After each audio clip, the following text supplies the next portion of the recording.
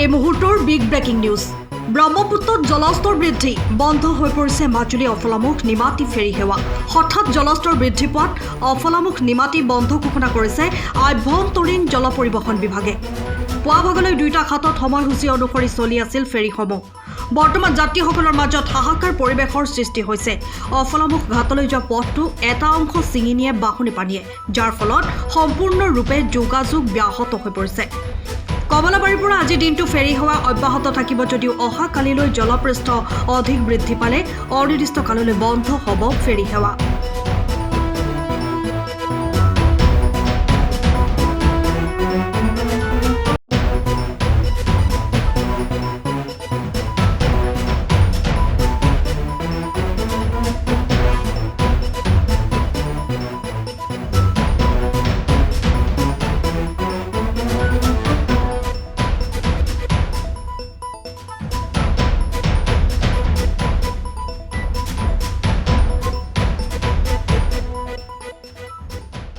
মুহূৰ্তত কমলাবাৰী পাৰঘাটত বা নিমাতী পাৰঘাটত ব্ৰহ্মপুত্ৰ নদী যথেষ্ট পৰিমাণে বৃদ্ধি হৈছে।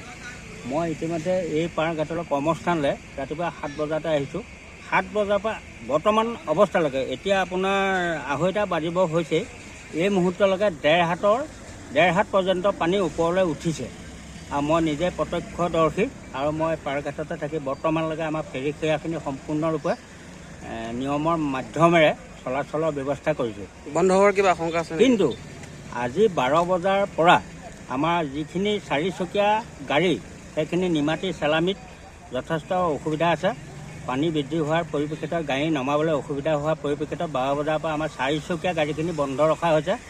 আৰু আমি আমাৰ ঊৰ্ধ্বতম কৰ্তৃপক্ষৰ পৰা যি জানিছোঁ যে ডিব্ৰুগড়ত যথেষ্ট পৰিমাণে পানী বৃদ্ধি পাইছে আৰু আমি ভাবিছোঁ যে ৰাতি ভাগলৈ পানী বৃদ্ধি হ'ব। সেয়েহে যদি পানী বৃদ্ধি হৈ থাকে হয়তো কালিলৈ তাৰিখত ফেৰী বন্ধ হোৱা সম্ভাৱনা নাইকিয়া নহয়।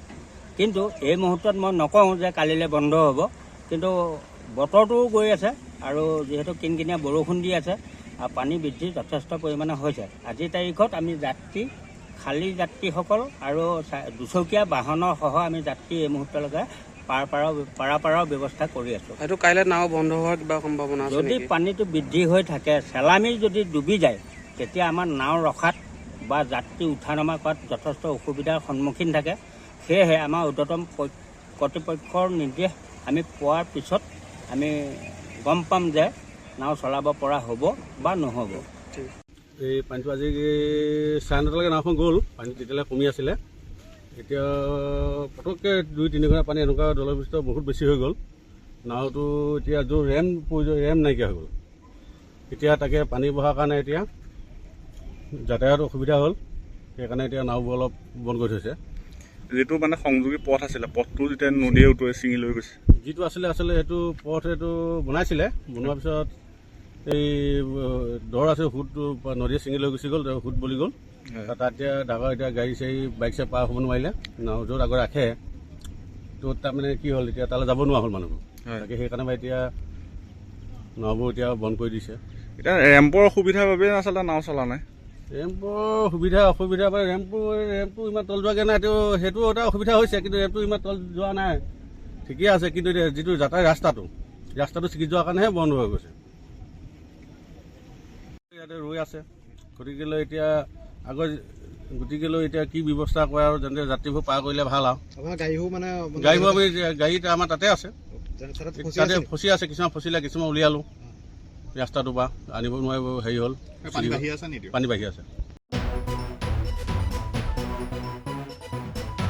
পুনৰ জনাইছোঁ, বন্ধ হৈ পৰিছে মাজুলী অফলামুখ নিমাতী ফেৰী সেৱা। হঠাৎ জলস্তৰ বৃদ্ধি পোৱাত অফলামুখ নিমাতী বন্ধ ঘোষণা কৰিছে আভ্যন্তৰীণ জল পৰিবহণ বিভাগে। যাত্ৰীসকলৰ মাজত এতিয়া হাহাকাৰ পৰিৱেশৰ সৃষ্টি হৈছে। অফলামুখ ঘাটলৈ যোৱা পথটো এটা অংশ ছিঙি নিয়ে বাঢ়নী পানীয়ে, যাৰ ফলত সম্পূৰ্ণৰূপে যোগাযোগ ব্যাহত হৈ পৰিছে। কমলাবাৰীৰ পৰা আজিৰ দিনটো ফেৰী সেৱা অব্যাহত থাকিব যদিও অহা কালিলৈ জলপৃষ্ঠ অধিক বৃদ্ধি পালে অনিৰ্দিষ্ট কাললৈ বন্ধ হ'ব ফেৰী সেৱা।